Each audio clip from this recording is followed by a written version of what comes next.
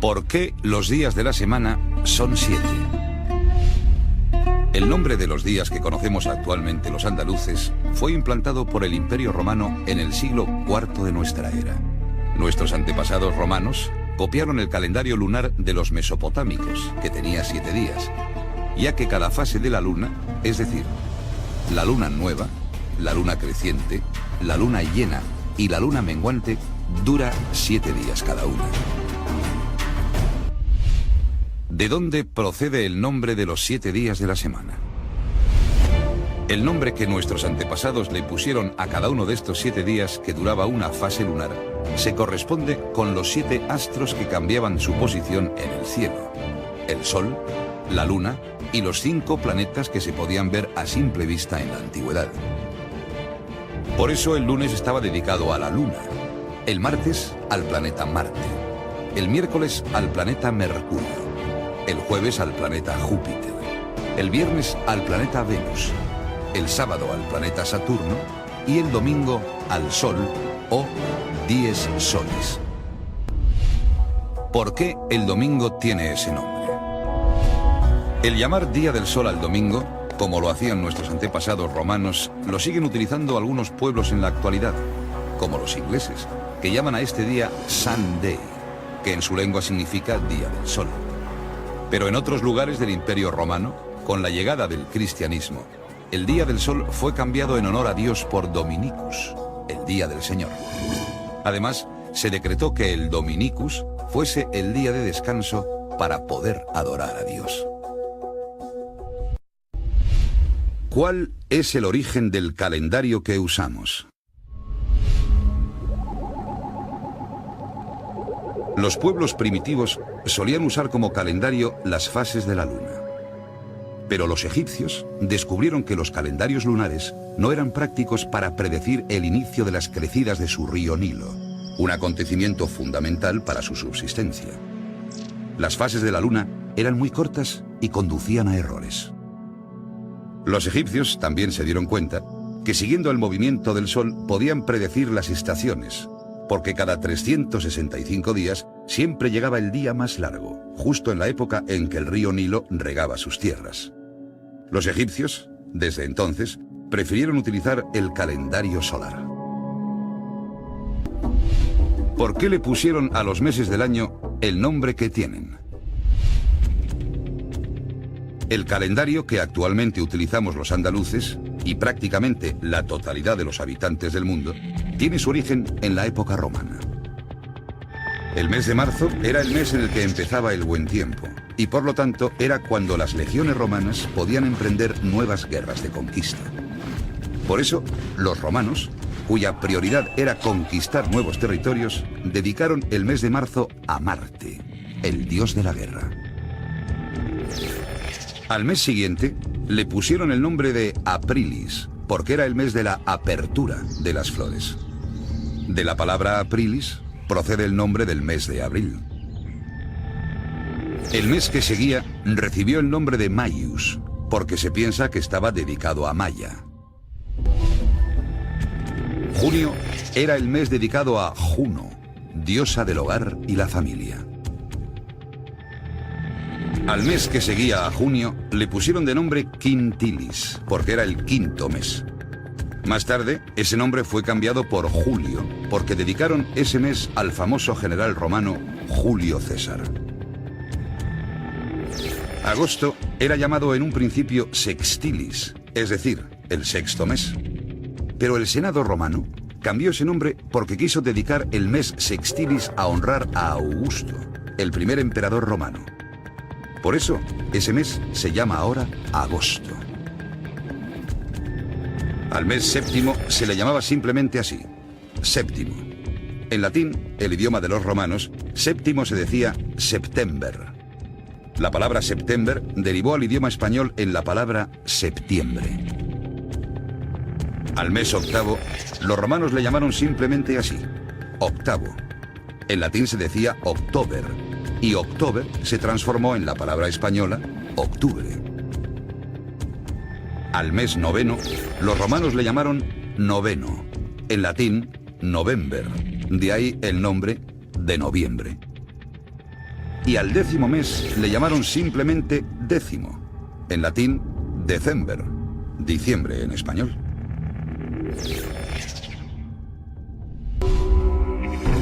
El primitivo calendario romano tenía solo 10 meses. Por eso, septiembre era el mes séptimo, octubre el mes octavo y así sucesivamente. Este calendario funcionó de esta manera hasta que el rey romano Numa añadió 2 nuevos meses para adecuar el calendario a las estaciones del año. Y les puso de nombre Januarius, porque lo dedicó a Jano, dios de los comienzos, y Februarius, porque lo dedicó a Februs, dios que perdonaba las faltas cometidas a lo largo del año. Januarius y Februarius son nuestro enero y febrero, y eran los últimos meses del año. Para acabar con las irregularidades en la medida del tiempo, el gobernante romano Julio César decidió instaurar un calendario unificado para todos los territorios romanos en el año 46 a.C. Basándose en el calendario solar egipcio, Julio César ordenó dividir el año en 365 días. También ordenó que definitivamente el año comenzara en enero, en lugar de en marzo.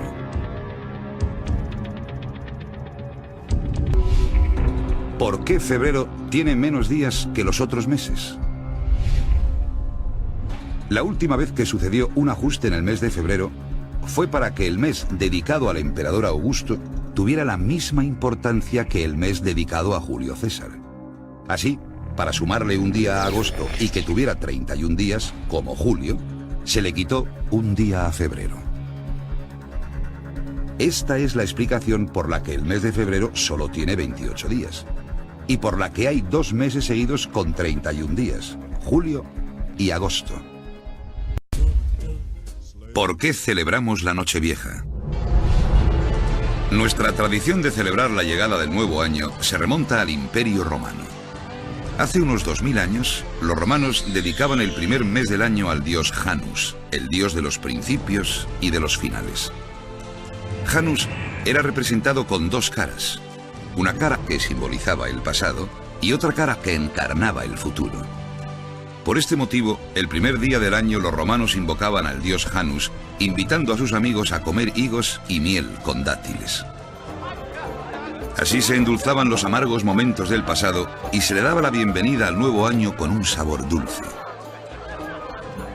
Esta fiesta pagana fue finalmente adoptada por los cristianos, intercambiando el dios Janus por San Silvestre, un famoso papa de la época que murió un 31 de diciembre.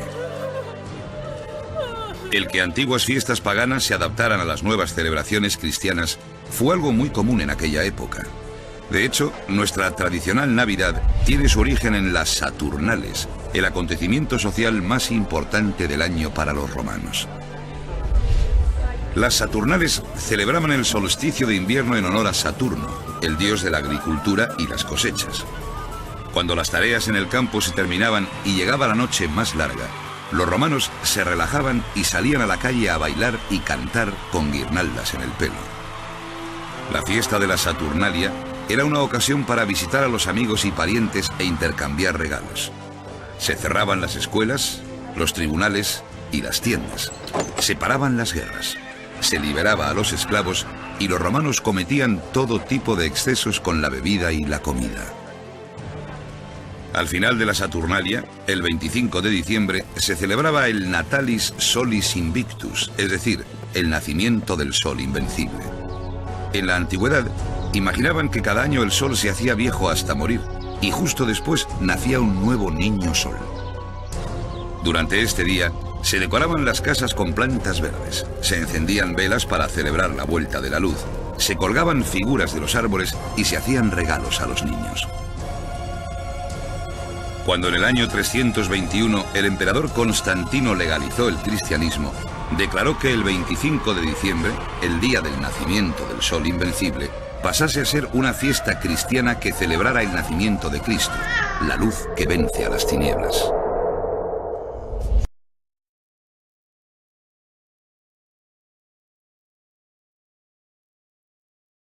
Conforme las comunidades cristianas dejaron de ser preponderantemente judías y empezaron a atraer a fieles de otros orígenes, fue inevitable que las costumbres de los nuevos conversos se fueran mezclando con las de las comunidades judías que se habían convertido originalmente al cristianismo. Los cristianos empezaron así a celebrar la natividad, el nacimiento de Jesús. Los festejos del nacimiento de Jesús de las comunidades cristianas se fueron mezclando con las fiestas del sol invicto de la religión romana, que tenían lugar en torno al solsticio de invierno, esto es, en el día más corto del año que da inicio formal al invierno. Ya en el año 350, el entonces Papa Julio I trató de mezclar las festividades romanas del Sol Invicto con las fiestas del nacimiento de Jesús de Nazaret. Y lo hizo por una razón muy práctica. Si la población romana y la población también de los pueblos conquistados por Roma entendía que había una relación, aunque fuera por la fecha, sería más fácil para estas poblaciones aceptar la divinidad de Jesús. Ya en el año 354, un nuevo papa, el Papa Liberio, decretó formalmente que el 25 de diciembre era la fecha de nacimiento de Jesús. Este decreto papal, sin embargo, no convenció a todos los cristianos de la necesidad de festejar la Navidad. Para muchos, el verdadero sentido de la existencia de Jesús seguía siendo su sacrificio en la cruz y su posterior resurrección. El rechazo a la Navidad se acrecentaba en algunos grupos de fieles por el hecho de que las festividades del nacimiento de Jesús se combinaban y muchas veces se confundían con las celebraciones, a veces excesivas, del Sol Invicto y de las Saturnales, las fiestas en honor del dios Saturno, que con frecuencia terminaban en borracheras y orgías. La fecha del 25 de diciembre, como tantas otras cosas que están en torno a la Navidad, es una cristianización de algo previo. Yo creo que este es un tema que no tendría que asustarnos, ni que preocuparnos, ni inquietarnos. Para empezar, hay que decir que en el Antiguo Testamento, en general, la cultura judía no era tan importante el día del nacimiento. Tanto es así que prácticamente no existían registros de cuándo nació, exactamente en qué fecha, prácticamente ninguno de los grandes hombres del Antiguo Testamento. Sin embargo, nosotros aquí nos encontramos con otra realidad, y es el hecho de que los cristianos se encuentran con una cultura, en este caso la cultura romana, la cultura de la ciudad de Roma, que celebraba muy fuertemente, muy intensamente lo que eran los días previos, los días anteriores a lo que ellos llamaban Natalis Solis Invicti, el nacimiento del sol invicto, que coincidía efectivamente con el solsticio de estos días, del solsticio de invierno, que en aquella época caía el día 25 de diciembre. Por eso es que la Iglesia de Roma toma como fecha para celebrar o para recordar el nacimiento de Jesús, toma el 25 de diciembre, la fecha en la que nace el sol, teniendo en cuenta que para los cristianos el sol verdadero es Jesucristo mismo. La Navidad era una fiesta más alegre, más familiar, incluso más mundana. Se distinguía de la Semana Santa, en que en esta última había un ánimo de luto, de tristeza. Con el paso del tiempo, los festejos de Navidad se hicieron más que mundanos. Los excesos llevaban a borracheras durante el periodo de Nochebuena a Reyes y la prostitución se multiplicaba. Cuando surgió la Reforma Protestante, que buscaba el sustento de la fe en la lectura de las Escrituras, muchos cuestionaron nuevamente el festejo de la Navidad. Consideraron que era una fiesta pagana que no debía ser aceptada en las comunidades cristianas. Los protestantes también señalaban a la Navidad como una fiesta católica, como una fiesta papista, que no tenía cabida en los verdaderos hogares cristianos. De hecho, fíjese usted que durante un tiempo la Navidad fue prohibida. Esto ocurrió allá en Inglaterra. En 1647 hubo una revolución de los grupos puritanos encabezados por Thomas Cromwell y derrocaron al rey Carlos II. Y bueno, lo que pasó es que este rey prohibió la Navidad en Inglaterra y la Navidad fue prohibida también en Nueva Inglaterra, allá en los Estados Unidos. Lo curioso del caso es que la gente siguió celebrando la Navidad a pesar de todos los castigos que el gobierno puritano estableció. Y ya después, en 1660, cuando el rey Carlos regresó al poder, una de las primeras cosas que hizo fue restaurar la Navidad.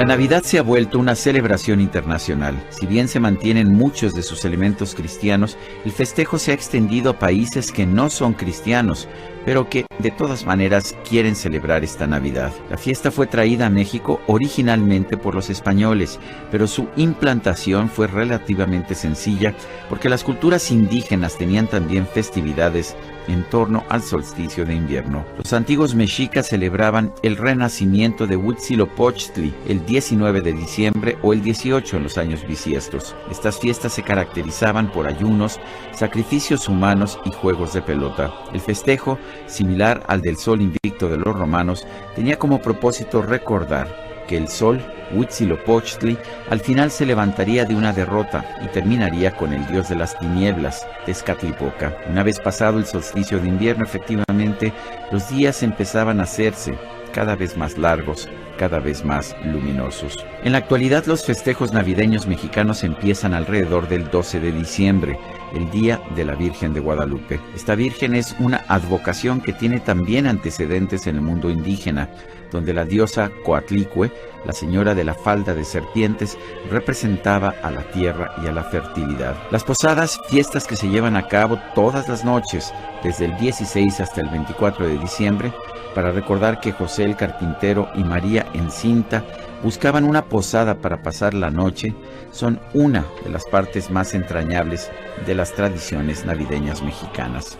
I have repeatedly offered $1,000 to anyone who can prove to me from the Bible alone that I am bound to keep Sunday holy. There is no such law in the Bible.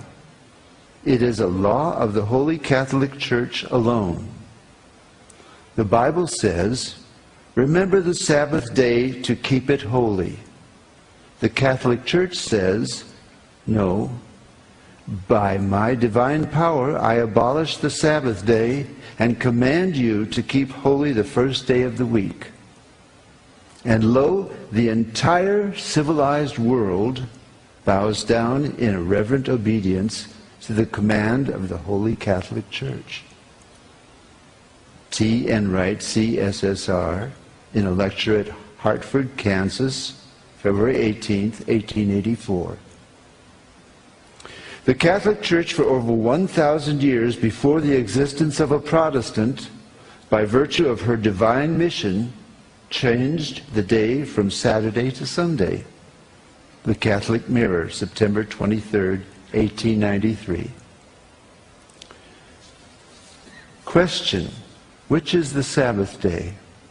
Answer: Saturday is the Sabbath day.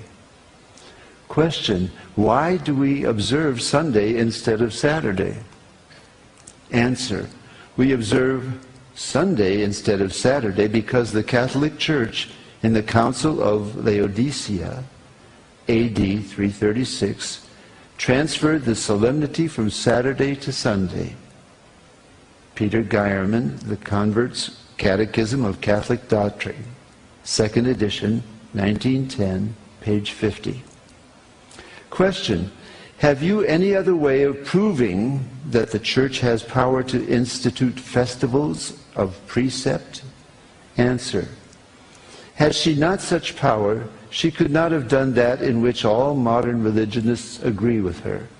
She could not have substituted the observance of Sunday, the first day of the week, for the observance of Saturday, the seventh day, a change for which there is no scriptural authority. Stephen Keenan, A Doctrinal Catechism, page 174. There is but one church on the face of the earth which has the power, or claims power, to make laws binding on the conscience, binding before God, binding under penalty of hellfire. For instance, the institution of Sunday. What right has any other church to keep this day? You answer by virtue of the third commandment. The papacy changed the fourth commandment and called it the third, which says, "Remember that thou keep holy the Sabbath day." But Sunday is not the Sabbath. Any schoolboy knows that Sunday is the first day of the week. I have repeatedly offered $1,000 to anyone who will prove by the Bible alone that Sunday is the day we are bound to keep. And no one has called for the money. It was the Holy Catholic Church that changed the day of rest from Saturday, the seventh day, to Sunday, the first day of the week. T. Enright, CSSR, in a lecture delivered in 1893.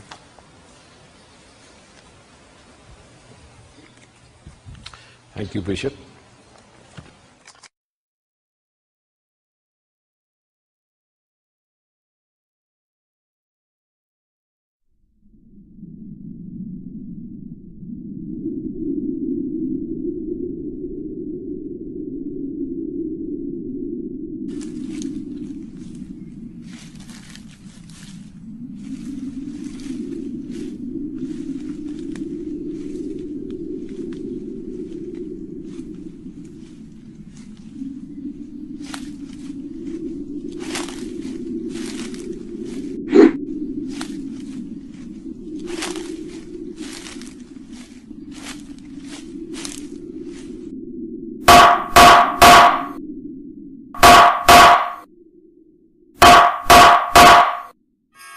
La Navidad lo manda la Biblia a celebrarla, claro que no, no está. Entonces usted tiene su árbol de Navidad, usted tiene que romperlo y quemarlo con todas esas abominaciones que se quedan en los sepulcros y en lugares escondidos pasan la noche, que comen carne de cerdo y en sus ollas hay caldo de cosas inmundas. Los que comen carne de cerdo y abominación y ratón juntamente serán talados, dice Yahweh. Por lo tanto, el árbol es el árbol de Navidad y el puerco asado es las clásicas carnitas, o como se prepare para comer el 25 de diciembre. Esa es una abominación a Yahweh. Todos los que celebran la Navidad están celebrando a un demonio, Tamuz. El Señor le reprenda en nombre grande de Yahshua Mashiach. Salga de Babilonia rápido. Usted podrá decir, yo ya no soy católico romano ni apostólico, pero si usted es cristiano, usted sigue siendo católico, porque sigue usted las enseñanzas de Roma, no las de Yahshua. Que el Eterno le bendiga. Shalom, brajot, paz y bendición. En nombre grande de nuestro Adón Yahshua HaMashiach le deseamos a todos. Amén y amén.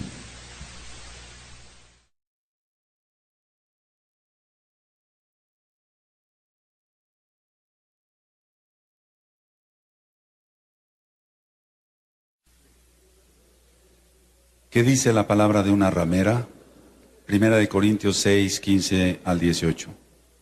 ¿No sabéis que vuestros cuerpos son miembros de Mashiach, Yahshua? ¿Quitaré pues los miembros de Mashiach, Yahshua, y los haré miembros de una ramera? De ningún modo. ¿O no sabéis que el que se une con una ramera es un cuerpo con ella? Porque dice, los dos serán una sola carne. Pero el que se une al Adón Yahshua, un espíritu es con él. Huid de la fornicación. Cualquier otro pecado que el hombre cometa está fuera del cuerpo, mas el que fornica contra su propio cuerpo peca. ¿Cómo ha fornicado la gran ramera? Primero, está en desobediencia contra la verdadera palabra de Elohim. Segundo, no lleva la palabra completamente a sus fieles. Tercero, no presenta el verdadero camino a la salvación. Cuarto, te presenta otro mediador entre Elohim y el hombre. 5. Utiliza imágenes, lo cual es aberración contra Elohim. 6. Ha adoptado costumbres y adoración pagana. Una pregunta, ¿ha fornicado el hombre con la gran ramera? Apocalipsis 17, verso 2. Con lo cual han fornicado los reyes de la tierra y los moradores de la tierra se han embriagado con el vino de su fornicación. Apocalipsis 18, verso 3. Porque todas las naciones han bebido del vino del furor de su fornicación, y los reyes de la tierra han fornicado con ella, y los mercaderes de la tierra se han enriquecido de la potencia de sus deleites. La palabra nos dice bien claro que estar con una ramera es fornicación. Entonces, ¿los que fornican pueden alcanzar la salvación? La respuesta es, si se arrepienten, sí.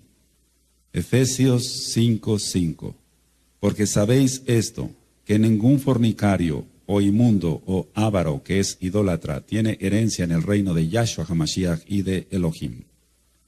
Si estás siendo engañado por la fornicación de la gran ramera, la palabra dice, Apocalipsis 18, verso 4, y oí otra voz del cielo que decía, salid en medio de ella, pueblo mío, para que no seáis partícipes de sus pecados, ni recibáis parte de sus plagas.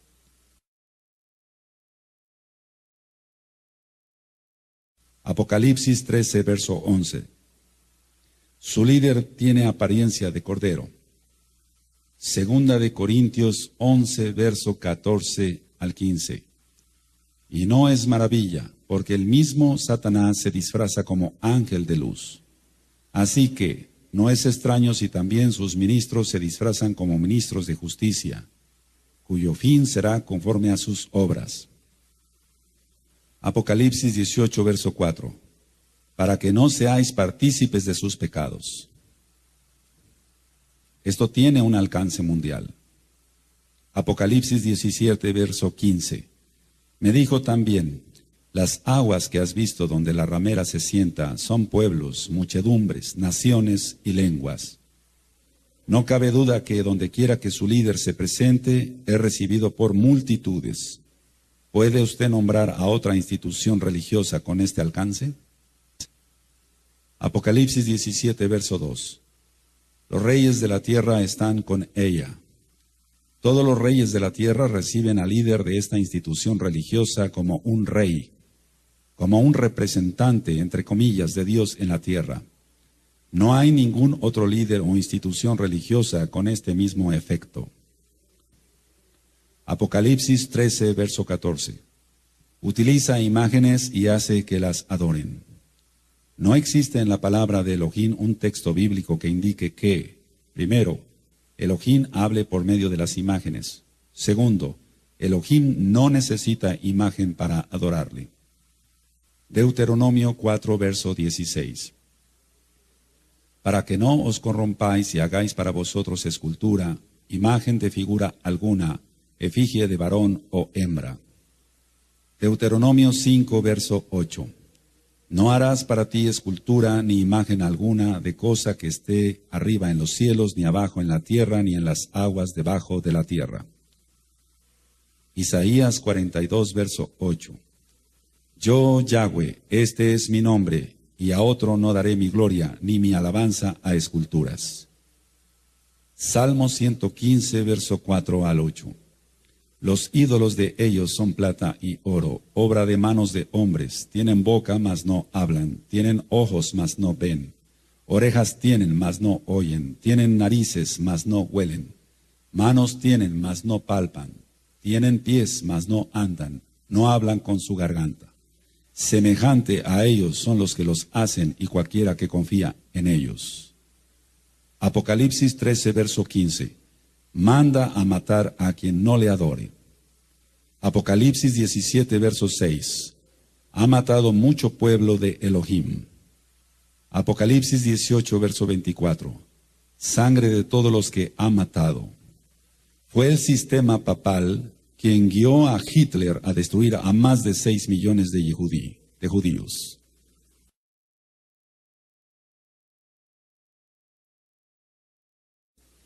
Apocalipsis 17, verso 4. Usa los colores púrpura y escarlata.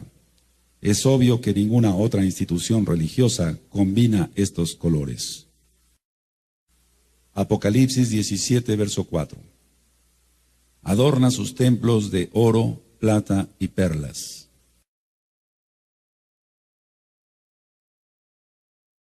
Apocalipsis 17, verso 4. Utiliza un cáliz de oro. Apocalipsis 17, verso 9. Está localizada en 7 montes. ¿Sabía usted que al Vaticano también se le conoce como la ciudad de los 7 montes? Número 1, Capitolina. 2, Quirinal. 3, Viminal. 4, Esquilina. 5, Celi. 6, Palatina. 7, Avintina. Apocalipsis 13, verso 18. Tiene el número de la bestia, 6:6:6. Apocalipsis 13, verso 17 y 18. Y que ninguno pudiese comprar ni vender, sino el que tuviese la marca o el nombre de la bestia o el número de su nombre. Aquí hay sabiduría. El que tiene entendimiento cuente el número de la bestia, pues es número de hombre, y su número es 666. La palabra nos dice que es un nombre blasfemo. A todo papa que sube al trono se le otorga un nombre de autoridad. ¿Y qué es este nombre? ¿Es una blasfemia? ¿Sabe usted cuál es este nombre? Este nombre es Vicaris Filii Dei. Esto traducido es vicario o suplente del Hijo de Dios. ¿Cómo podemos saber si este nombre es el nombre blasfemo que dice la Biblia? Número 1, el nombre Vicaris Filii Dei es en latín. Segundo, el latín es el lenguaje escogido de Roma. Tercero, el latín también es su sistema numérico, entre paréntesis digamos números romanos. Veamos. ¿Sabe usted los números romanos?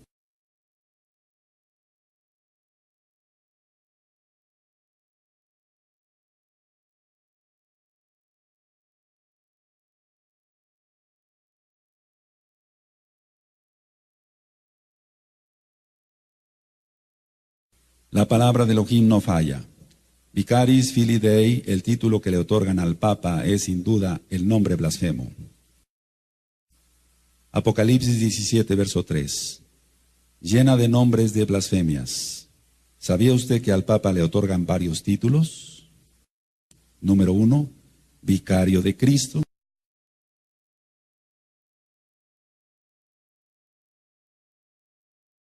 Número 2, Capitán del Clero.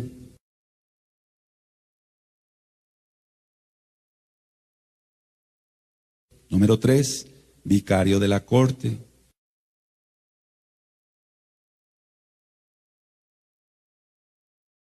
Número 4, Santa Luz de Dios.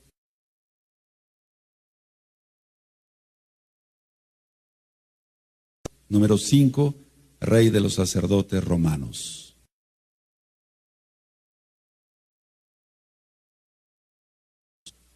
Apocalipsis capítulo 5. Un misterio, Babilonia, la Grande. Toda forma de prácticas ocultistas tuvieron su origen en la ciudad original de Babilonia. En Isaías 47, su reina, Semiramis, fue identificado con el dios Sol de Babilonia, su hijo Tamuz. Este sistema religioso se fue trasladando primero a Pérgamo. Apocalipsis 2, verso 12 al 17. La adoración babilónica de Isis, el huevo dorado de Astarte y los ritos de fertilidad de la primavera nos dan la Pascua. Isis, la diosa madre de Babilonia, de donde sale la adoración de María como madre de Dios.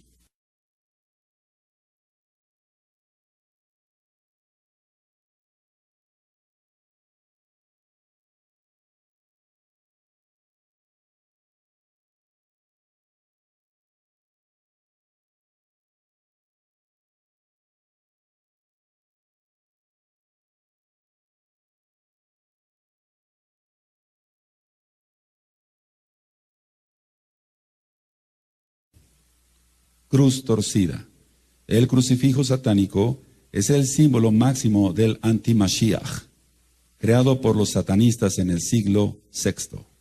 Este muestra un aspecto de Yahshua muy delgado, demacrado, como si él fuera una víctima en la horca de hambre, patéticamente ejecutado en la cruz con sus brazos y piernas dolorosamente delgadas y demacradas. Cada vez que los fieles se inclinan ante el Papa, se inclinan ante la imagen del anti-Mashiach, sin tener el conocimiento. Cruz invertida. Se utiliza como símbolo de blasfemia y rechazo a Yahshua. Símbolos de adoración al Dios Sol. El símbolo más importante es un círculo que representa la orbe redonda del Sol. Además, el círculo debe ser amarillo, de ser posible, ya que ese es el color del Sol. Los 8 rayos que salen de la orbe y que se encuentran a su alrededor, La mayoría de los satanistas aman el número 8, ya que representa la totalidad de su entrenamiento ocultista, como es simbolizado por el óctuplo, sendero hacia la iluminación. Sacerdote de Satanás. Nota, el uso de la cruz paté o formé en un antiguo rey 2800 años atrás, el uso de esta cruz simbolizaba la adoración pagana al dios Sol. Nota, el uso del pallium por el Papa, en ella verá la misma cruz paté o formé. La semejanza es increíble. Número 1, tiara, corona. Número 2, colgantes de la tiara. Número 3, cruz de adoración pagana. Número 4, símbolo de adoración al sol. Altar al dios Sol. Este símbolo fue usado en adoración satánica en la era babilónica. Nota, el símbolo del dios Sol en el altar pagano. Nota, exactamente el mismo símbolo del dios Sol en el altar católico. Adoración pagana al dios Dagón. El uso de la mitra de los antiguos sacerdotes era en honor al dios pez Dagón, falso salvador. En la foto superior a la izquierda, un sacerdote de Dagón llevando puesta su mitra, rociando agua bendita. La foto en el lado derecho muestra 2 sacerdotes de Dagón, rociando agua bendita mientras están mirando hacia arriba a un símbolo egipcio de adoración al dios Sol. El uso de la mitra en el presente. Rociando agua bendita, tal como lo hacían los antiguos sacerdotes paganos. Adoración al dios pagano Baal. Leer Amós 5, verso 26 y Hechos 7, verso 43. En esta imagen, símbolo del dios pagano Baal, fue usado en adoración satánica oculta. Los practicantes conocen a su dios como Baal o Lucifer. En esta foto vean la primera aparición del Papa Juan Pablo II. En esta imagen, el símbolo de Baal en la mitra. El símbolo también está en la Basílica de San Pedro y en el mostrenca. Óctuplo, como adoración al sexo. Este círculo también representa el órgano sexual femenino en enseñanza espiritual satánica. El obelisco representa el órgano sexual masculino. El obelisco proviene de la adoración pagana en Egipto como rito satánico. Los egipcios se ponían de cara al obelisco al menos una vez al día y 3 si fuera posible. Para representar el gran acto sexual simplemente se inserta el obelisco en el círculo. Vea cuidadosamente cómo el gran acto sexual satánico es realizado bajo los pies de todo en el Vaticano. ¿Se acuerda usted del rito de adoración al dios Sol Ra? Al tener el obelisco en medio del camino de 8 pasos a la iluminación en la Basílica de San Pedro, el Papa está en posición perfecta para dar la cara al obelisco diariamente, tantas veces al día como así lo desea, adoptando el mismo rito de adoración satánica al dios Sol, Ra, exactamente como lo hacían los egipcios. Observa cómo los papas inclinan el máximo símbolo satánico, crucifijo del anti-Mashiach, hacia el obelisco, adorando a su verdadero dios, Satanás. La semiluna, en estas imágenes, símbolos satánicos.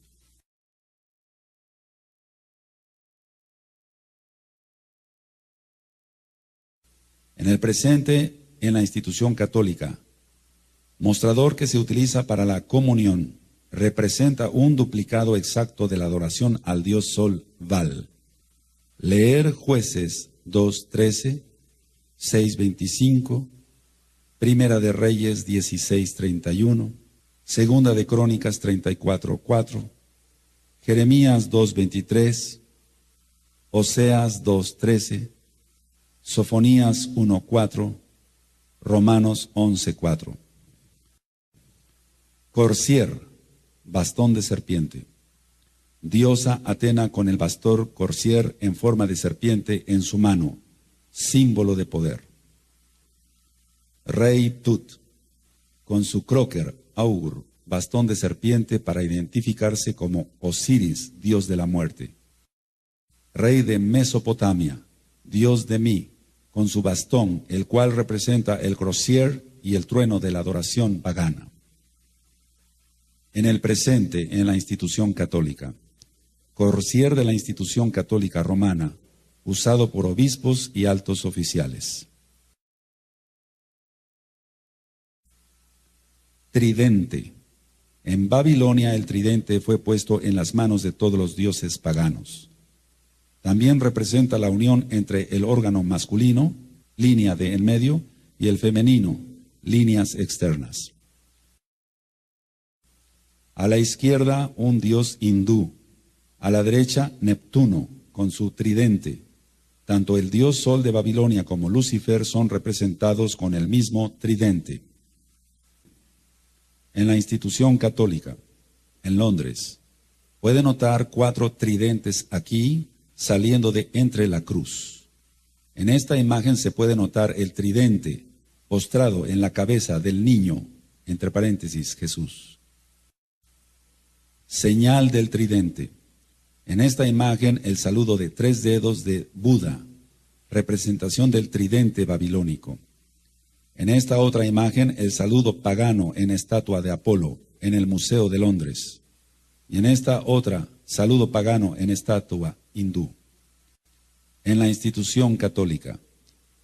Esta estatua, originalmente llamada Júpiter, en un templo pagano, se encuentra ahora en el Vaticano. Vea la señal simbolizando el tridente pagano. Más abajo, un acercamiento de la mano de la estatua en el Vaticano. El Papa Pío XII utilizando el gesto satánico. Rosario. En esta imagen, deidad hindú sosteniendo un rosario, adoración pagana. Era común enterrar a los faraones egipcios con sus rosarios. Cultos paganos en el este también usaban rosarios en sus prácticas. Hoy en día todavía pueden encontrarse el uso del rosario por musulmanes. Note el uso del rosario por un sacerdote pagano en este tallado de origen mesopotámico. En la institución católica, el rosario es una práctica que resalta a la Iglesia Católica Romana. Mateo 6:7. Y orando no uséis vanas repeticiones como los gentiles, que piensan que por su palabrería serán escuchados. Cono de pino. En esta imagen, el cono del pino representa el poder de la regeneración en el paganismo y se puede encontrar desde Tamuz, dios babilónico. En esta otra nos muestra un dios de México, representando la reencarnación y el sol. Aquí un dios greco-romano de la bebida y rebeldía con el cono de pino de su bastón. Se utiliza como símbolo de la fertilidad. El bastón del pino también simboliza el dios pagano del sol Osiris. En la institución católica, la escultura de pino más grande en el mundo se encuentra en la Plaza de Pino en el Vaticano. Las esculturas del cono de pino son encontradas por todo el Vaticano y también en un sinnúmero de iglesias y catedrales. Note el uso del cono del pino en el bastón del Papa, tal como lo representaban a diferentes dioses paganos en distintas culturas. Corazón sagrado.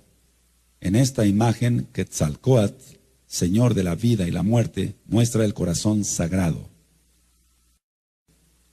En la institución católica, el corazón sagrado de la Iglesia Católica nota también la señal satánica del tridente. Las llaves del cielo y el infierno. Esta imagen pagana sosteniendo las llaves que abren, entre comillas, los cielos y el infierno, así como la guerra y la paz. En el año 437, el Papa de esa época proclamó a la Iglesia Católica como dueña de las llaves que abren los cielos y el infierno. Note claramente las llaves del cielo y el infierno en el escudo detrás del Papa. Arrepiéntase de sus pecados, apártese de sus pecados, porque Yahshua HaMashiach viene pronto. Que el Eterno le bendiga y le guarde. Amén.